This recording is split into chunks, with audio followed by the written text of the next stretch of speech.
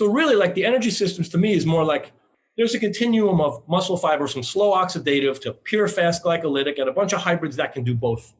How do we train them all to do what they can do best? Like, a super fast twitch fiber is never going to have tremendous endurance. It's just not. It's your 1 rep max fiber. And a super slow fiber is not going to be strong. But in the middle, there's a lot of range, a lot of spectrum.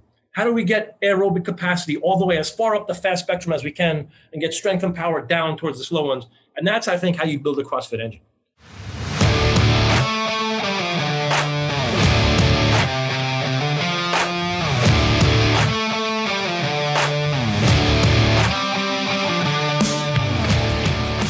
The Fitness Movement is brought to you by Zor Fitness. We offer coaching and individualized program design, as well as educational content for coaches and athletes. It's all one place, zorfitness.com. Today's episode is going to be pulled from the archives. I'm going to be revisiting a conversation I've had with Matt Wiebke.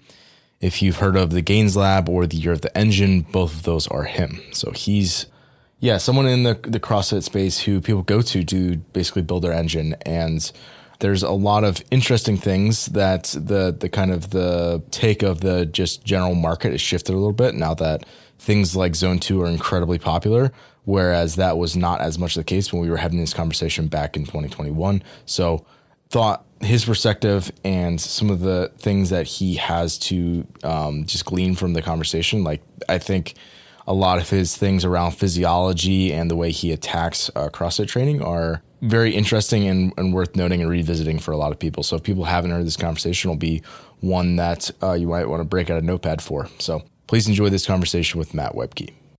Matt, welcome to the show. Thank you.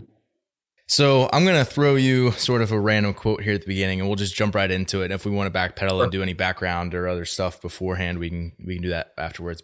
I want to start off by asking you about this statement. Now, this is a statement I've heard from a couple different games level coaches, and it is building strength takes years and conditioning takes months. What do you think about that statement? Oh man, that's. I feel like I was there when that statement was first made in the context of CrossFit, and I believe that time was the 2012 regionals, which I competed in. And at the end of it, there's a lot of frustration. I'm just gonna go long. Like, everything's long now. I just want to go long. Like, keep in mind, 2012, people were doing Fran and posting their time. It was still a big deal. So it's all about going short and powerful. And then you get to the regional and there's 18-minute workouts. No one's doing those. And kind of the consensus at that regional, and I think throughout the sport, was like, I'm just going to start going long. And I think in the short term, people had success with that. And that was where that quote came about. And I embraced it at the time. I was like, well, I'm already strong. And it took years to get strong. So if it just takes months to do conditioning, perfect. I'll be ready for next year. As I went down that journey, I realized that statement is misleading in the sense of any physiological adaptation to get excellent at it takes years. Like, if you want to just be in decent shape, do CrossFit for 6 months. You're going to be in better shape than the person that didn't do CrossFit for 6 months or isn't active. But if you really want to get fit as a competitor or strong as a competitor or excellent at gymnastics as a competitor, all of those take years. So with the benefit of 10 years of CrossFit experience and just general fitness knowledge, I would say, no, it's not true at all. If you want to raise either adaptation to the same level of excellence, you need to dedicate the same amount of time. And I think that came about just because people, like, in 2012 or whenever this really gained some traction, everyone kind of knew strength training.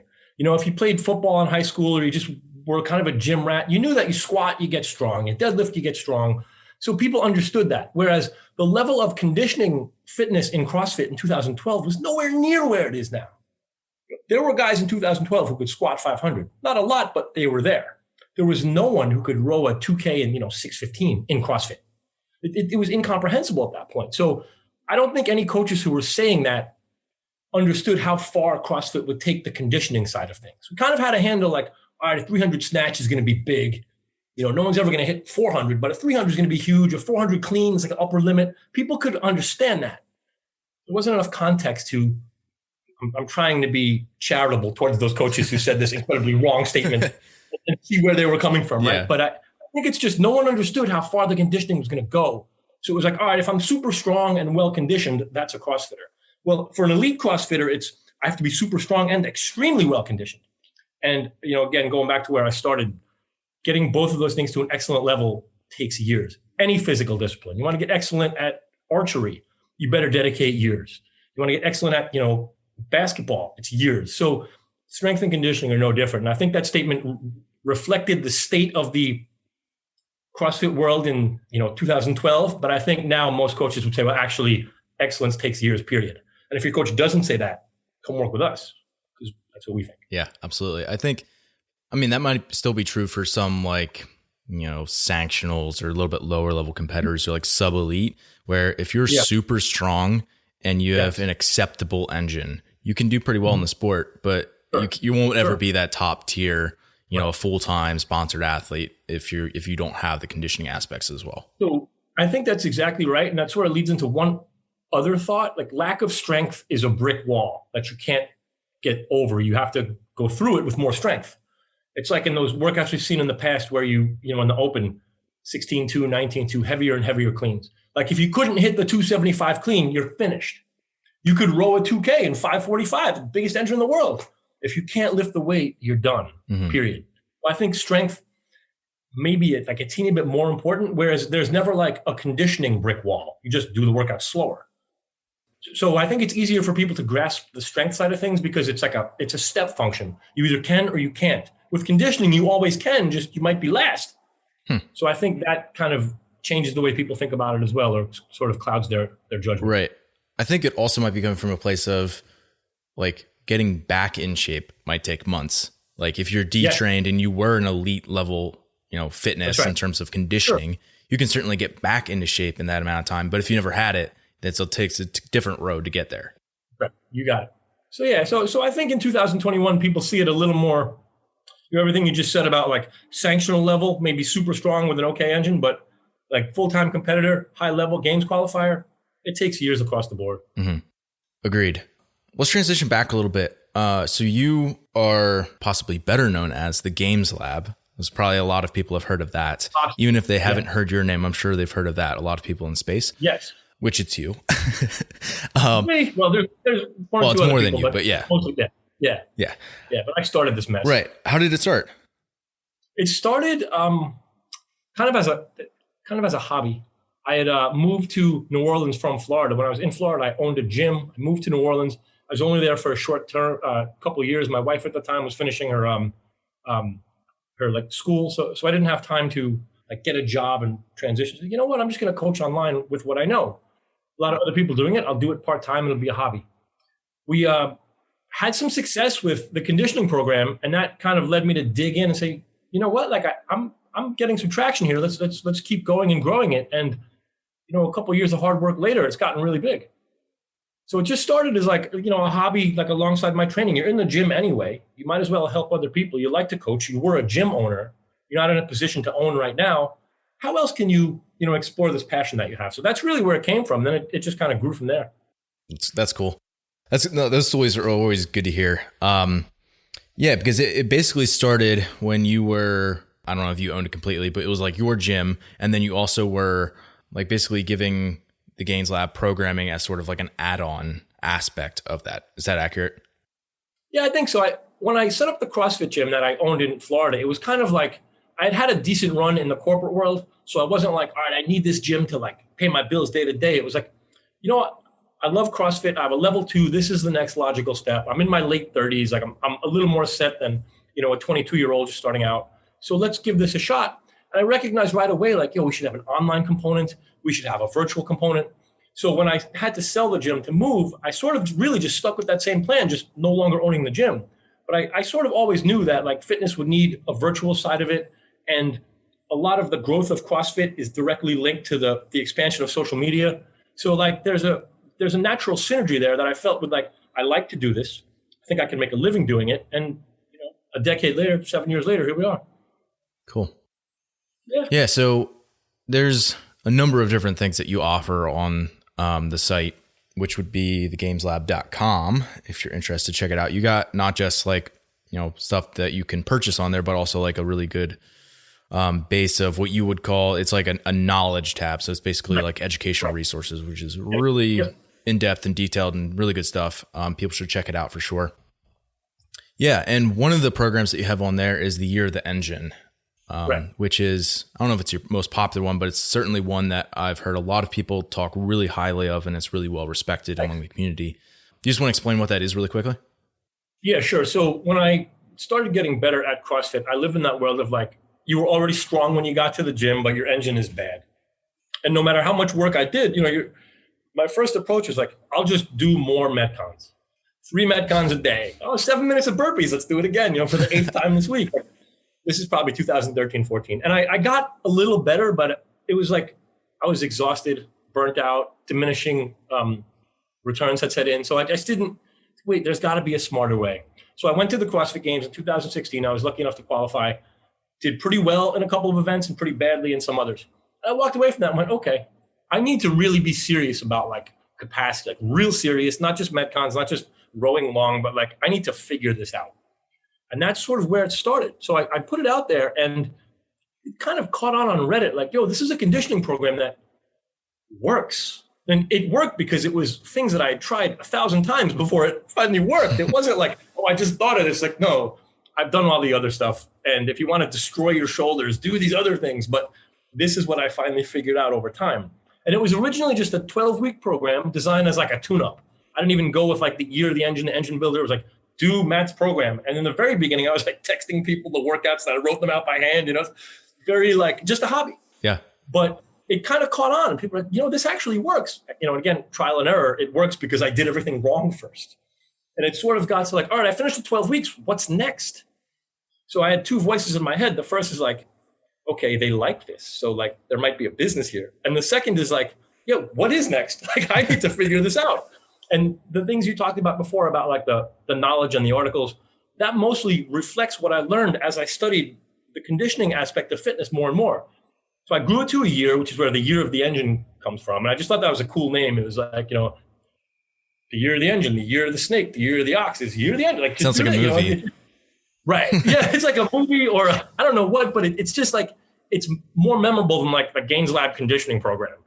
It's like the year of the, oh, that's cool. Year of the, yeah, it stuck. So now I got into that and I started to spend some time with some boxers and some mixed martial artists and sort of understood like the similarities in what they do with what we do as far as like unpredictably changing intensity in the middle of a fight or a workout. Sometimes you're moderate intensity and it gets really high, really fast, and the stakes go up because you might get punched in the face. And then you need to recover from that intensity during the bout. So do you take it to the ground? Is it you avoid the other fighter? And I started to see a lot of similarities of like, all right, I was rowing and now I got to do heavy squat snatches. And that really takes a lot out of me. And then it's wall balls and I have to recover on those wall balls. What does the conditioning look like for that? And that's really what took it from like 12 weeks to 12 months to now it's 36 months. And I have a few people who are all the way through, and at the risk of sounding excessively self-promotional, they're doing fantastic stuff. I had a guy roll like a 1641 5K on the rower, and he's not a games athlete. He's like a pharmacist. Like he's a recreational CrossFitter who just like, I'm going to commit to this. And it's working really well. So it went from, hey, here's a tune-up, something I did, had some gains, to like, oh, wait a minute. This is like, people really want more of this, and there's more to be done. So it was nice when the business aspect of things kind of line up with like intellectual curiosity. And as I'm studying and learning more and testing more, I'm getting more interest from other athletes who are like, yo, if you got months 4, 5, and 6, I'm down for that. And now I have all the way to 36. So it's become the 3 years of the engine, which doesn't catch on as well. And I said to one of our other coaches, like, I want to make it 4 years long. So I can be like, you have a degree in conditioning. Oh, that's cool. But it's kind of funny, right? But I also promised myself I wouldn't program just to program. Like every next stage is a new stimulus to like add to the conditioning side of things. When I got to the end of the 12th stage, 36 months, I think that's it. I think that's like, there's no, it's like glycolytic power, buffering protons, aerobic capacity across slow, medium, hybrid, and fast muscle fibers. It's all there after 3 years. It takes, back to the beginning of the interview, it takes years. Those are the way to spend the years, in my opinion. I don't think there's anything more to do. It's only going to be an associate's degree, I think, with like a little more. It's never going to be I don't think there's 12 more months needed. Like obviously if your goal is to be super elite, you got to keep going. Right. But I don't think there's any new stimuli that I need to add. And I think someone who completes all 3 years or even 1 year understands pacing well enough to know what they need, understands fatigue, understands like, all right, when this happens during the workout, it's because my pH in my cells is getting too low. I need to adjust that with this. I don't think most CrossFitters off the street know that. I think some coaches know, but if you complete 12 months plus of the program, you'll pace by feel, which I think is another reason it kind of got pretty successful. Was people were like, wait a minute, like I know how this translates to my MetCons now. I'm on the rower. I know this feeling. Like this is when I need to back off. So that means I started too hot. There's a pace by feel aspect of it that I think a lot of other programs, might not have as well developed. Yeah, I think games athletes always have like this incredibly hard time explaining how they attack workouts, because I think like so often it is by feel for them. And I think one of the reasons why that is because when your capacity is as high as it is and like their raw conditioning and all their strength metrics are well above what they need to be able to, do whatever workouts, it's basically like a cyclical workout at that point almost. Totally. So exactly right. I guess that's how they can get away with doing that in most of the workouts, like pacing by feel, because they're not going to, blow up, so to speak, and tank and the workout as much. Right. They can feel when they're redlining.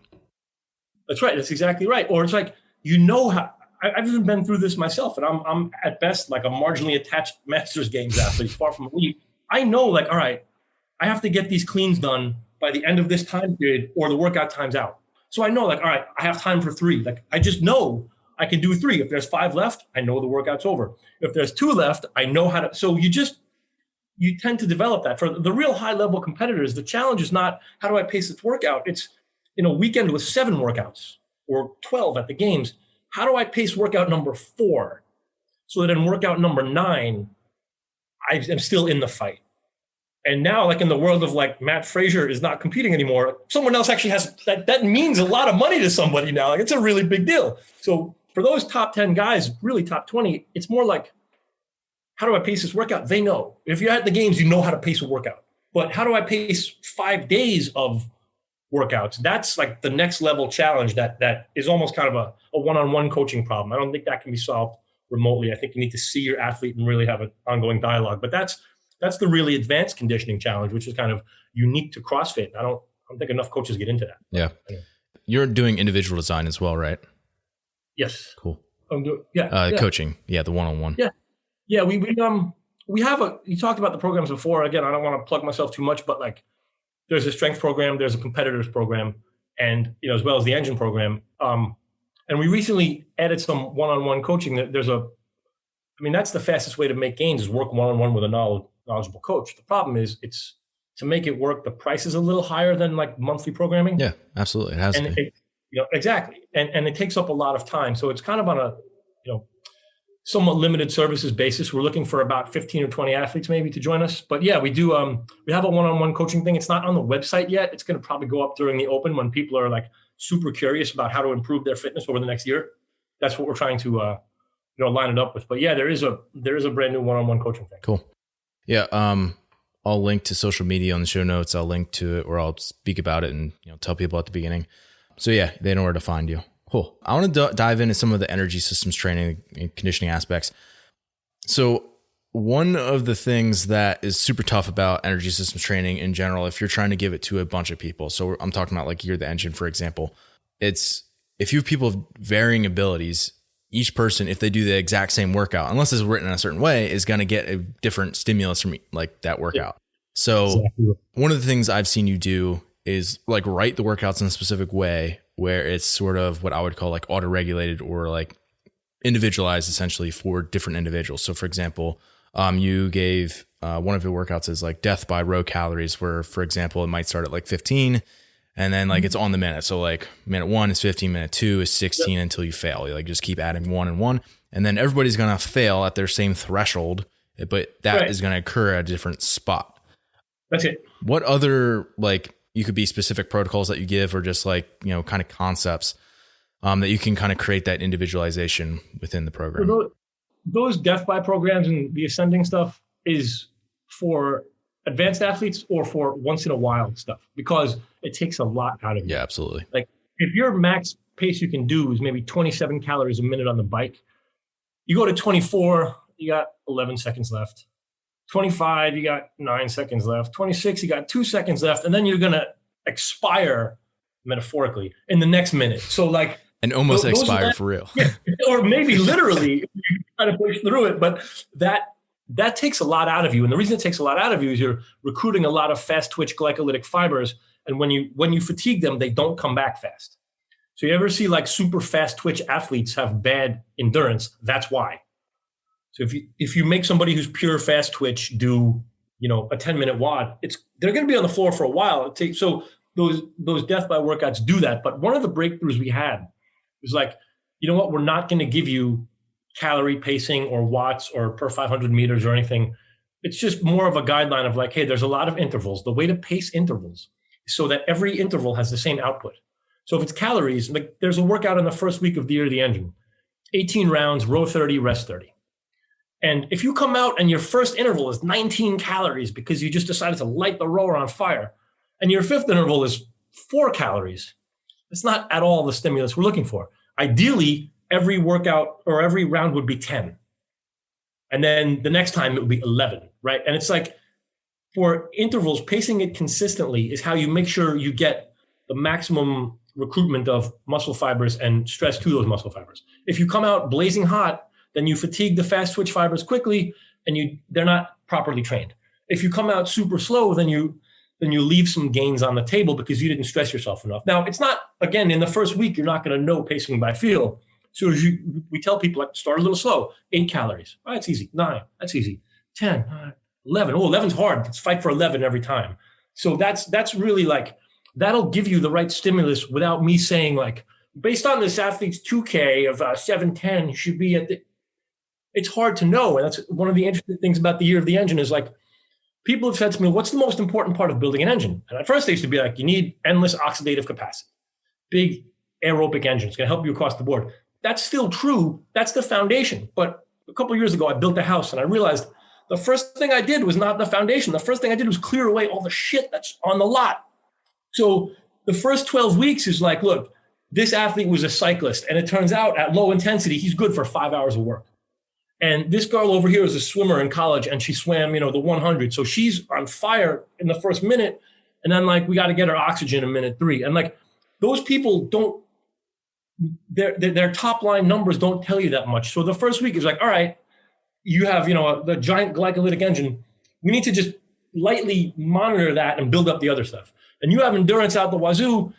So we're going to give you a little more speed and power to speed you up and keep that endurance in place. And that's what the first 12 weeks is like, clearing away the crap from your past fitness life, and then the oxidative capacity, and then the speed and power, and then the more advanced stuff. So that's why we don't have like an explicit pace. Like, you know what, you bring a lot of training baggage to the gym. And even if you're getting off the couch for the first time in 10 years, that lack of training is training baggage. So whatever imbalances you have, we're going to fix them in the first 12 weeks, because if you try to layer endless oxidative capacity on top of a glycolytic beast, she's going to have a rough time for the first 6 weeks and either give up or just like, this isn't working. I've been doing this for 6 weeks and nothing's changed. Right, because you're so fast twitch dominant, it turns out it's going to take a little longer. Here's how we're going to bridge you from a glycolytic beast to an oxidative beast. We're going to bridge some hybrid muscle fiber type stuff to get you there gradually, rather than saying, stop being fast twitch, let's be slow twitch. It's not going to work.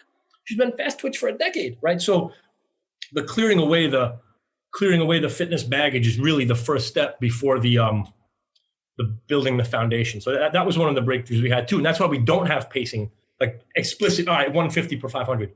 Because just because you wrote a 2K, I don't have all of your fitness data in front of me to know, like, all right, well, in your 2K, like your first 500 was 135 and then you collapsed, right? Yeah. Like I didn't watch you row the 2K, and that's only one data point. So to overcome that, I was like, all right, well, what do we need? Like if you're coming to the gym, like you need an orientation for your engine, and that 12 weeks is like, all right, we're going to smooth out the imbalances so that, because otherwise if you leave your imbalances in place, you just get better at what you already do. Like, oh, I'm super aerobic, so everything I do is going to reflect that bias. We need to level that out a little bit before you build on it. And then we start with pacing and other goals after that. Yeah, it's almost like training the compensation rather than the adaptation that you want.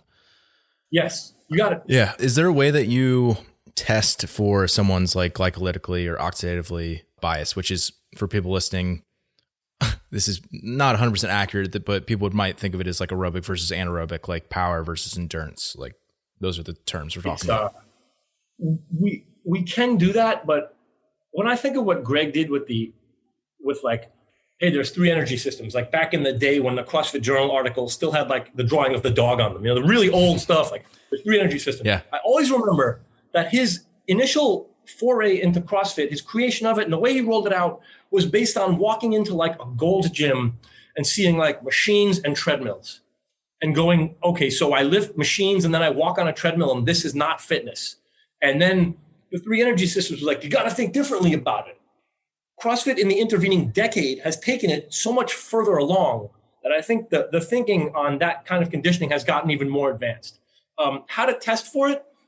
You can test somebody's glycolytic power if you just give them like 30 seconds max effort on the bike. The problem is body weight is a huge confounding variable there. So I have a guy in my Year of the Engine group. He's like, my 10-minute time trial on Year of the Engine was only 150 calories. Okay. He weighs 135. I'm like, that's a crazy score. Like that's 1.1 times your body weight is outstanding. Some other guy got 210. He weighs 260. Like, so it's hard to separate like pure energy systems from other confounding variables, especially in CrossFit. But yeah, I mean, you can do that. I can have somebody do like a 30-minute row to get a sense of like oxidative capacity. But again, like height's going to be a confounding variable there too. So I look at CrossFit as like, you have to use every muscle fiber on the spectrum from like really slow to like super fast and powerful. Because burpees, not super hard. Squat snatches at like near your max, that's going to be every muscle fiber you got, fast twitch. So really like the energy systems to me is more like there's a continuum of muscle fibers from slow oxidative to pure fast glycolytic and a bunch of hybrids that can do both. How do we train them all to do what they can do best? Like a super fast twitch fiber is never going to have tremendous endurance. It's just not. It's your 1 rep max fiber. And a super slow fiber is not going to be strong. But in the middle, there's a lot of range, a lot of spectrum. How do we get aerobic capacity all the way as far up the fast spectrum as we can and get strength and power down towards the slow ones? And that's, I think, how you build a CrossFit engine. I think the energy systems was like, hey, you got to think differently about this. But you do.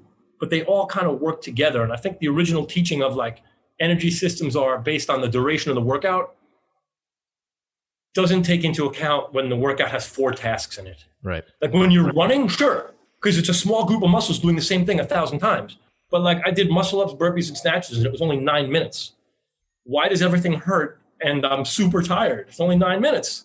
Well, it's because it's mostly glycolytic and you can't recover from that. And that's a different conditioning conversation. Yeah, that model only works correctly if it's a maximal effort in like some sort of a, like for example, if the duration is 12 seconds and you can do a maximal effort across that, then it's accurate. If it's a 10-minute effort and it's maximal, it's still pretty accurate. But it's like if you're doing some sort of mixed work where it's, higher intensity sometimes because you're lifting a weight and then you're recovering, like walking between elements and all of a sudden it gets very confusing and not straightforward. So it's all blended together. Yeah, that's right. Yeah. So another thing that I know you do is, since we're talking about the fiber types, is that you will either go for like a certain quality or go after a specific like fiber type in a workout. Give me an example of a workout where you might be just going after one fiber type and why you'd be doing that. Well, the obvious ones are the pure fast and pure slow. Like we have a glycolytic day where it's like bike max effort, 20 seconds, rest, 1:40. So it's like a 1 to 5 max effort. That's fast twitch, go for it. And then, row 30 minutes at an endurance pace, 75%, 7 out of 10 intensity. That's an aerobic day. Oh, that's slow twitch, take it easy, have a quick chat with your friend, that's fine. You're building endurance, not power. It's in the middle is where the magic happens. So the ascending days that you noted a little earlier, those can be somewhat aerobic bias toward the fast twitch. But really on the interval days, if you keep everything at the maximum sustainable pace, hit every workout or hit every round 10 calories, you're going to keep recruiting additional muscle fibers every time because more and more of them will fatigue. So you'll recruit more to do the same amount of work and you're going to get the stimulus that way. So the magic really happens in the hybrid fibers, which are part slow, part fast. How much oxidative capacity can you put into those fibers? And that's something I think we do very well. The other thing to keep in mind is like the pure slow and pure fast is generally measured by like the protein content in the muscle fiber. And that corresponds to the contraction speed, which is why they call it fast and slow. The energy producing apparatus inside is not the same as the contraction apparatus. So there's some overlap as far as like fast and slow contraction will not necessarily correspond one-to-one to glycolytic and oxidative. In other words, something can be more fast and slow, but still have a lot of oxidative capacity. Now, as you get near the extremes, it's certainly true. Your fastest fast twitch fibers are not going to have many mitochondria, not going to be real good oxidatively, and your slow ones are not going to do a lot of glycolytic energy. But in between, there's a broad spectrum. And I think getting the intensity up without getting the intensity to max effort, I know you're not supposed to say that in CrossFit, right? It's like, no, it's as many rounds as possible. Well, what if we did 80% of that? And that's like, another thing we do is like, not everything is like finish as fast as you can. Like on the endurance stuff, we tell people, don't sprint at the finish. In your 20-minute, 30-minute endurance, I don't care if you row, 6,800 meters or 6,900. It doesn't matter. You rode for 20 minutes or 30 minutes at a nice, manageable pace. Your heart rate got up to 75%. That's an endurance day. I don't care what the meters are, as long as you didn't completely dog it. As long as you didn't collapse during the thing, you did it right. So really, like setting the intervals to be max repeatable is how you get further up the muscle fiber spectrum without like crushing fatigue. Right. That's definitely a balance that's difficult for a lot of more novice athletes to get, especially like if people have been around a while, they understand that like you can't crush yourself every day. But the people who are just starting CrossFit, especially, they like to throw themselves against the wall quite a bit. And I think part of that is just like the personality type that CrossFit attracts. Plus, sometimes the workouts are competitive. Like I joined a gym near a Navy base with like a lot of younger guys, and we killed ourselves every day. Yeah. Because it was competitive and fun. Like I like that stuff. It wasn't until I like went to a regional, I was like, there's a whole different level of stuff out there. I got to be a little smarter. But there's that desire to compete is what gets people to the gym. So like from an exercise standpoint, that's all good. From a long-term training standpoint, it has to be moderated. Mm-hmm. That's really good. I want to touch a little bit more on the easier side of the aerobic work, because again, I think a lot of people who are doing CrossFit, especially MetCons, or even if they're just doing conditioning work, it tends to be intense. What are some of the physiological benefits or biological adaptations that people get from like, and this is relative, but we can just say easier aerobic work? Yeah. So just think of it. I tell people like conditioning is systemic, heart, lungs, blood, and it's cellular. Systemic adaptations are like more blood pumped per heartbeat, stroke volume, they call it, or like higher red blood cell content. That happens to you only have one heart. It gets trained, right? You can carry so much oxygen in the blood. How much oxygen in your blood doesn't affect like how the cells are going to use it. So those are the systemic adaptations. The longer, slower stuff is going to be great for systemic adaptations. You want to pump more blood per heartbeat? Systemic, go slow. You want more red blood cell content up to a point that's going to work anyway? Go slow and go long. You want to not take down your other workouts and not take your intensity away, not be super fatigued? Going long and slow is fantastic for that. It's a foundational building block to any program. The other half of conditioning is the cellular aspect, the mitochondria, the enzymes in your cells. If a cell doesn't have the mitochondria in it, if it doesn't have the infrastructure to use the oxygen, then your resting heart rate can be 2, and it won't matter to those cells. So the long, slow stuff is, promoted by the endurance community because that's a community that does long, slow sports. But rowing an hour a day will be great for you. It's going to have a pretty low ceiling for how much better it makes you at 7-minute workouts. So that's like, I would say if you're doing that, do it. It's going to help you in a lot of ways. You're going to burn more fat because the lower intensity is more like fat preferring as fuel. So you're still going to have the carbs, the glycogen in your cells to do the high intensity stuff. If weight loss is a goal, long, slow stuff is a nice way to burn a lot of calories without trashing your body. But from a conditioning standpoint, it's 40% of the problem. So do it, but Yeah. So for athletes who have a delivery limitation where like their heart and their lungs are the problem, like those systemic systems are what's actually slowing them down, then the longer endurance type work, which is likely for a lot of CrossFitters, part of the problem, could really help them out for the sports side as well. Oh, absolutely. Yeah, absolutely. The real the science behind Year of the Engine, part of the science is like when you train very intensely, break down a lot of glycogen. And so hydrogen ions, protons are released from that. It's going to lower the pH of your cells. That lower pH impedes the signaling process to the mitochondria. So that all the CrossFit workouts in the world never build an engine. I wish I knew this in 2012.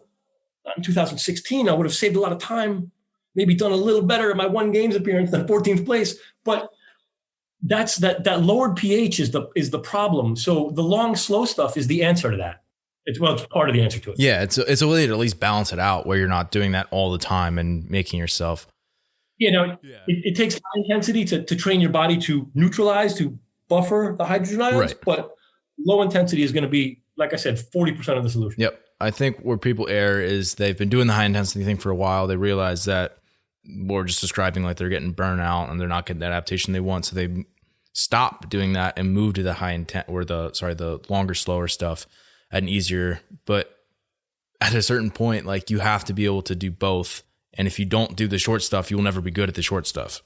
That's exactly right. What we see all the time, and I'm sure you do too, and a lot of other coaches, if you're listening to this, you see it too. Okay, I did a lot of MetCons and I got better, but I still got gas sometimes. So I started doing long, slow stuff. I got gassed a little less, but I still got gas sometimes. I don't understand it. I'm doing the high intensity and the low intensity. Okay, there's something in the middle, right? There's a bridge between them. Like your fast twitch stuff is good, your slow twitch is good. What about like the 60% in the middle? That's what we kind of learned along the way. It's going slow and doing MetCons will make you super fit. But if you want to be a competitor or you want to, shorten that training time a little bit, it's a little more comprehensive than that. Yeah. So you would have what I would probably call like maybe a strength conditioning biased model where it's more so like the ends of the spectrum, maybe further away from competition, where it's maybe more so the longer, slower stuff combined with like obviously the strength training and like neural recruitment and all that. How do you go about if you have a competitive athlete, someone who's actually wanting to compete, not just like general fitness or preparing for like a single known event, like a row or something, time trial, but if they have like, they want to compete in the sport of CrossFit, how do you like progress them over maybe a course of like several months to a year towards a competition? That's a great question. Obviously it's going to depend a lot on the athlete, right? But like, trying to think of the right metaphor for this, but we start general and get specific. So like the general building blocks of CrossFit are strength and conditioning, and skills is a building block too. So strength is like, we'll attack that and leave the conditioning like a program on your computer that's running in the background. Like there's a program right now that keeps like refreshing my screen. I don't see it. It just keeps the lights on. That's what the conditioning is for a while. Just do the basics in the background, build the strength up, then bring the conditioning up. And if there's any technical things, we'll do that last. So it's like get strong, get conditioned a little slower. Okay, you're strong. Now get technical at weightlifting.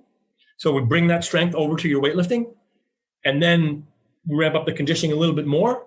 And then, okay, we're a couple months out. How are your skills looking? Are there any skills gaps that need to be plugged? Because one of the things I've learned is like all the skills training is brutal on your shoulders. Like, 30 muscle ups again? Like, you know what? Not today.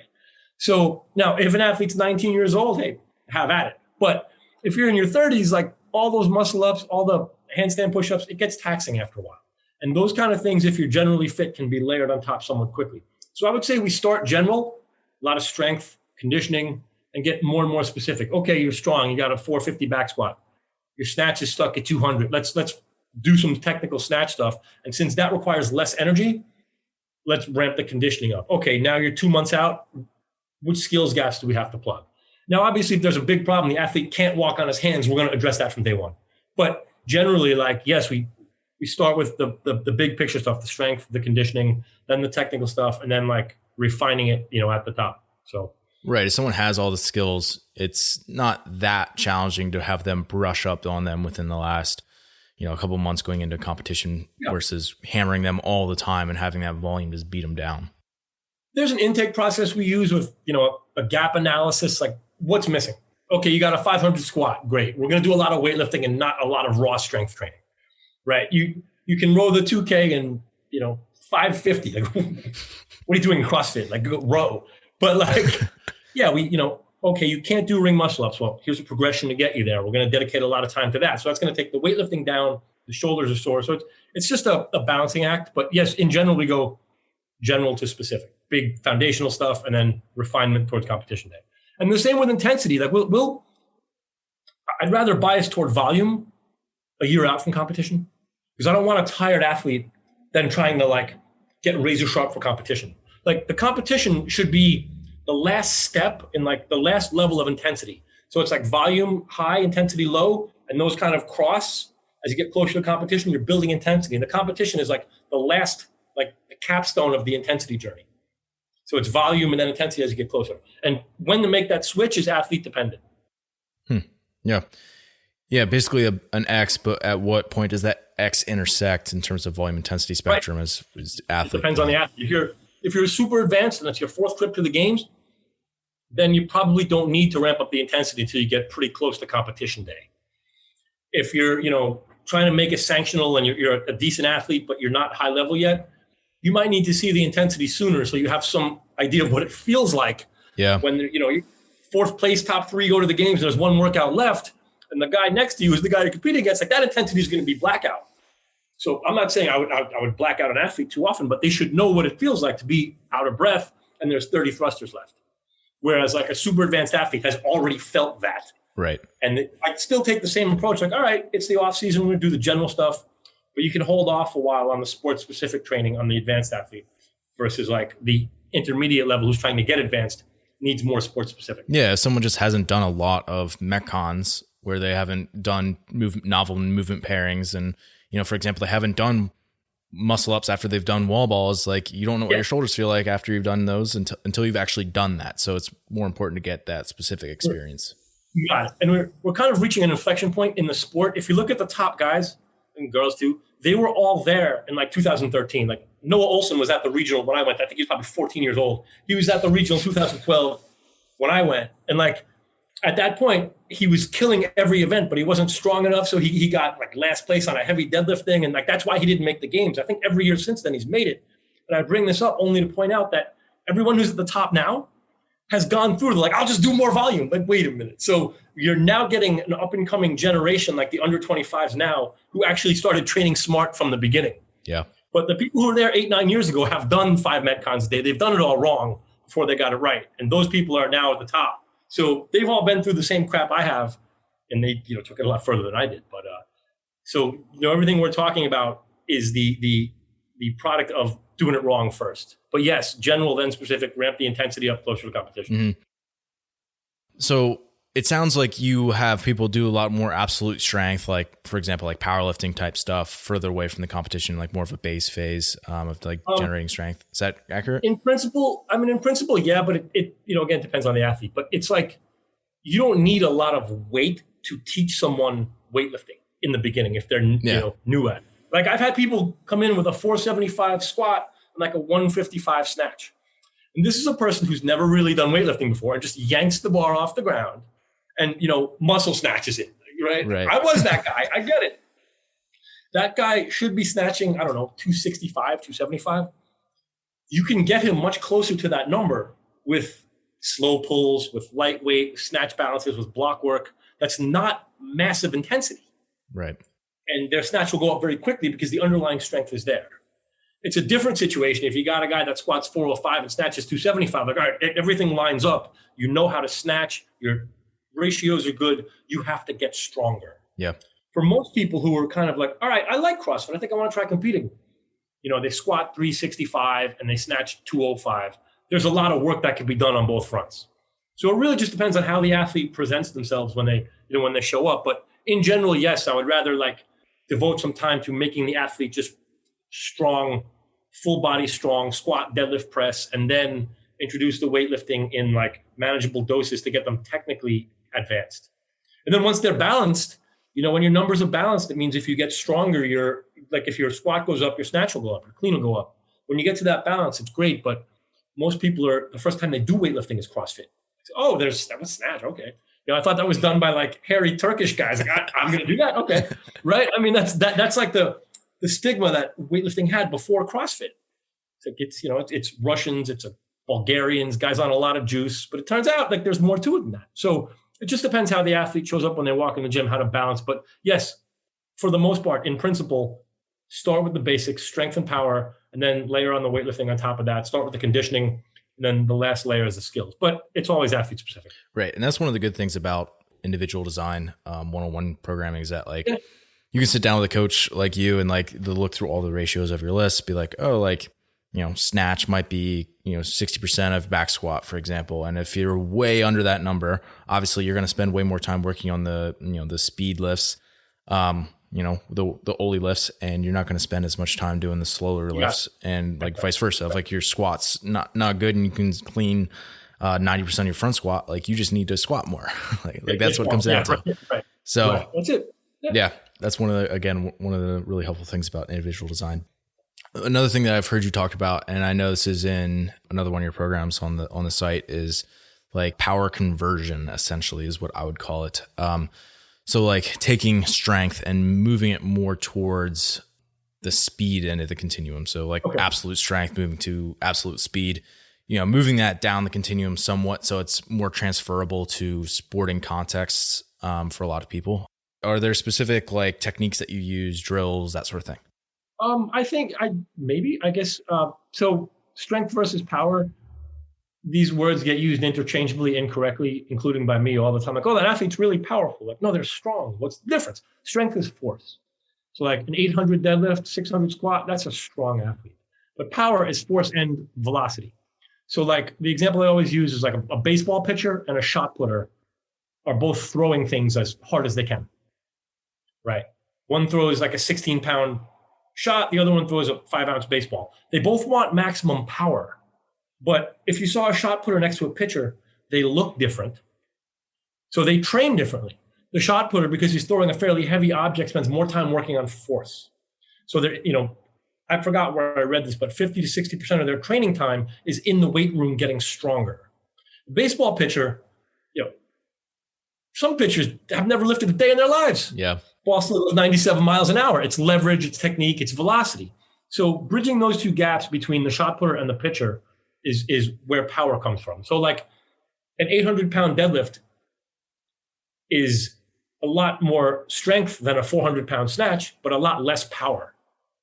So you get maximum power when you're at about 35% of 1 rep max force. So basically, you increase velocity, go lighter so you can go faster. It's really just training the body to go faster. But it's some of that is technical and quality of movement. Like you get increased velocity when you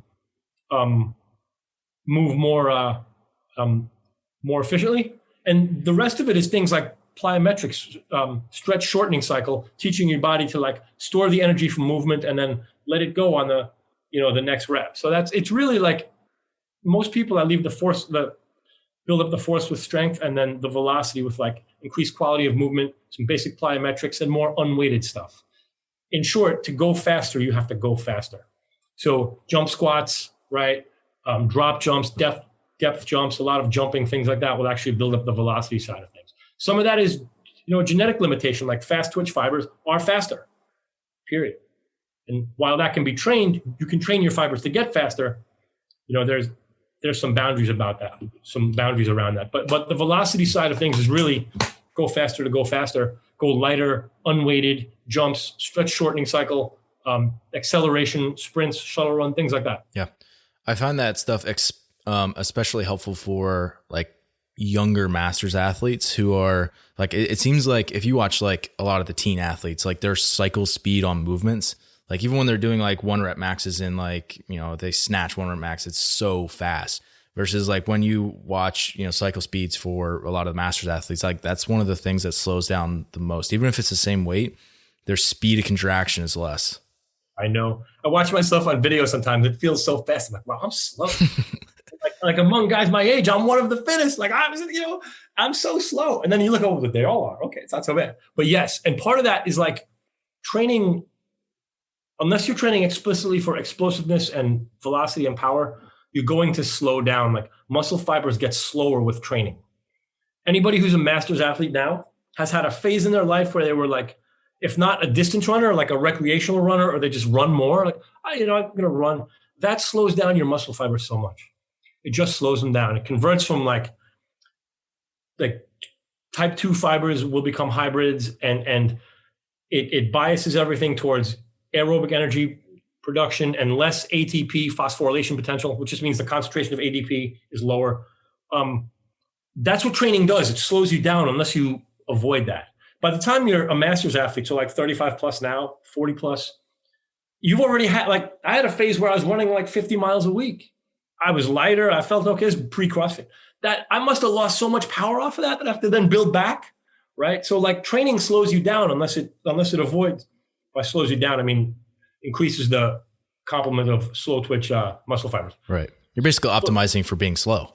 Like, yeah, or just like doing more. So the way to get better at doing more work is like muscle fiber. Oh, we're going to be running a lot. Okay, that's oxidative. So that's more slow twitch fibers. It's more oxidative capacity, slower contraction velocity. Okay, this guy's cycle time sucks. Like that's how it comes about, because training over time slows you down unless you train exclusively to stay or become more fast twitch. Mm-hmm. And there's no way around that. Like there's never going to be a day at which like the masters athletes are faster than the teenagers. It's never going to happen. Yeah. Any more than it's going to happen that like a 45-year-old, is still leads the NBA in scoring. It's just never going to happen. Same kind of thing. You slow down with time. Yeah. I think part of that might be like joint resilience, just like overall elasticity and, the stretch shortening cycle, which you mentioned. Are there anything, if we do have somebody who's listening and they did like an endurance protocol for a period of time, is there anything that they could do? Like say like that's actually the goal, is like they want to train to do like a marathon. But at some point they want to come back and be able to do, power lifts and do them well or whatever, right? Like high power stuff. What could they do while they're doing like more endurance-based protocols to minimize some of the, long-term effects where they could still get a lot of the endurance adaptations, but they're not maybe hurting themselves too much? So if the goal is to run a marathon, then that has to be the primary emphasis, right? They got to put the road miles in. You can't. There was a thing with CrossFit Endurance in the past where one of the coaches promoted the idea that you could do, ultra marathon type stuff with lower volume endurance work, intervals, and then go run your race. Yeah. I don't think that was wildly successful, because if your primary goal is endurance based, that's where your primary effort has to be. With an athlete like you're describing, I wouldn't want to load them up with a lot of weight, because that's so antithetical to the marathon goal. Right. And you don't want, like, if you have to run, 26 miles one day, you have to build up to that with like a lot of double-digit mile days. So putting a lot of weight on your spine, hips, and knees with like heavy back squats or deadlifts, it's the wrong answer. For that kind of athlete, I would say, you know what, we're going to do like a couple, like twice a week, maybe 3 times a week. We're going to do 20 minutes of rudimentary plyometrics. Yeah. We're going to do like jump squats with the bar. Like you're going to go as fast as you can, as hard as you can, but it's going to be lightweight. So you're not going to be destroying those fast twitch fibers. You're not going to be pounding your joints. Probably stay away from things like drop jumps, super, super taxing, but maybe like a lot of skips and just unweighted plyometrics, real basic at like a maintenance dose, so that it's not taking away from the primary goal. Yeah. And I think that's just general good fitness advice anyway. Yeah. You could probably say that across the board. Like if you want to improve one quality, maintenance of other qualities, just so that way you can go back to that when you want to go back to that. That's really like the fundamental problem of CrossFit is like, all right, I don't have 8 hours a day to train. Like physically, it's not possible. It's like you can't train high intensity for 8 hours every day. It's a very short life expectancy as an athlete doing that, right? So it's like, it's an optimization problem. The reason I like this stuff is I can look at an athlete and go, okay, strong as an ox, no weightlifting, some endurance, zero gymnastics. How do I move this person up? And the next person is like, okay, can't lift the bar, was a college level gymnast, decent engine. It's a whole different problem. Like, how do you solve? So each athlete is a new challenge. That's why it's fun. Right? If it was the same thing every time, I probably would have gotten bored from it. Honestly, like I'm more curious than that. But every athlete's like, okay, you're 41 and you want to make the games. All right, cool. You're 22 and it's just everything's a new set of variables. So each situation is solving a new problem. That's what I love about it. And you probably do too if you're in this game a while. It's like everything's different. Yeah. Like this one wants to run a marathon and do some heavy lifting. This one wants to lift but doesn't want to get fat. This one wants to be in the sanctionals. Like it's awesome. Yeah, everybody has their own problem. Yeah. Yeah, and that's I think another thing that I really enjoy about it. It's like even if someone's gifted in one area, you're going to have something that you are not gifted at in the sport. Like if you play basketball, you could be gifted in basically every aspect of the sport because you're tall and you're fast twitch and you can, whatever. But yeah, in our sport, because you have to do so many different disciplines, there's going to be something that you're not good at. So like the big news, like Matt Frazier just decided to retire. Like he's tired of taking everyone else's money. He wants to move on with his life. Okay. Yeah, I'll let somebody else win. But like, I watch the CrossFit Games every year, and I watch, as this guy destroys everybody year after year after year. He's done a lot of cool stuff. Anybody who follows CrossFit would have to agree with that. To me, the most impressive thing he ever did was in the marathon row. I think he finished like 10th or 11th. 10th or 11th is the worst finish. That event is so not good for him. Like height is the best predictor of rowing success because you can pull the handle further every time. So for that guy to beat 30 other dudes, and I think he's 5'6". I've met Matt a few times.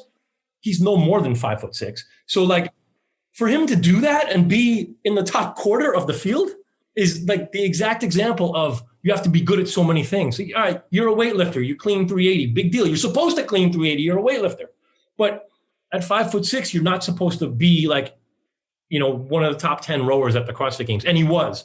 So that's exactly the thing. Is like there's so many different things to enhance. And to me, like that's his best performance. Like everybody liked the clean ladder where he beat one of the pan chicks, but like that's cool. But you're a weightlifter. You're supposed to win. The rowing was like, how is this guy not in last? Like he's the shortest guy. It was really awesome. So that's like a manifestation. Yeah, I just looked it up. He was 59th on 19.1. Yeah, it's bizarre, crazy. Right? Wall balls and rowing. I was like, if you're 5'6", you should be like, even if you're the fittest person in the world, you should be way off the leaderboard. Not even close. That's exactly. So like that's an example of it too. Like 59th in a workout. Let's pick the two things you're built to suck at. Turns out you're on the first page of the leaderboard. Like, so that's an example of like really taking physiological limitations, saying what, I'm going to train those away, and that's what CrossFit is.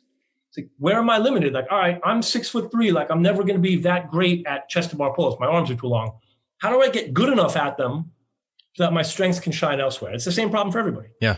But the thing with Matt with the rowing is kind of an example that I think everybody knows. Like he's the most prominent athlete. So it's a good it's a great example of that. Yeah. And it's kind of like body type, fiber composition, just like every little aspect of you. Yeah. All There's so many little things. I think that's what makes it fun for sure. Right. So, yeah. All right. So last question for you. If you could recommend one style of protocol or maybe one conditioning tool or something to the listeners to improve their engine specifically, what would it be? Like a piece of equipment? Piece of equipment. It could be a style of protocol. Yeah. Again, I know it's generalized. I love the rower because it's indestructible and you can do so many different things on it. I bought a rower in 2012.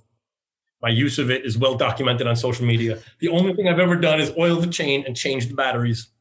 And it still works like the day I bought it. So I love the rower and I've built a pretty sizable engine on myself with it. I have a bike too. It's a lot of fun. I think if you only could do one training style, I would try to combine short bursts of maximum intensity with like long intervals in between. So like, I'll give you an example, like every minute on the minute for 5 minutes, bike or row, max effort for like 10 seconds. And then the next 5 minutes, like just take it at like an endurance pace. Do that like 2 or 3 times per session, 3 times a week. On the other days, or twice a week. On the other days, just row really slow, like a nice leisurely 40 minutes. You can do it on the bike too. Do it on the skier. I cannot ski for that long. Like it's not, I physically can't. I'm jumping up and down for 40. You know what? I'm gonna do something else. Like it's not for me. I can do it for 20 minutes. I love the ski erg. I'm not criticizing the product. I'm talking about my taste for how I like to train. Yeah. It's not a long ski. If I'm going to ski for a long time, I want to be on the mountain in the cold. Right. So like, but no, like bursts of maximum intensity, short bursts of max intensity combined with moderate intensity work will do wonders. If you only do one thing, just do that. Yeah. Gets a little bit of everything.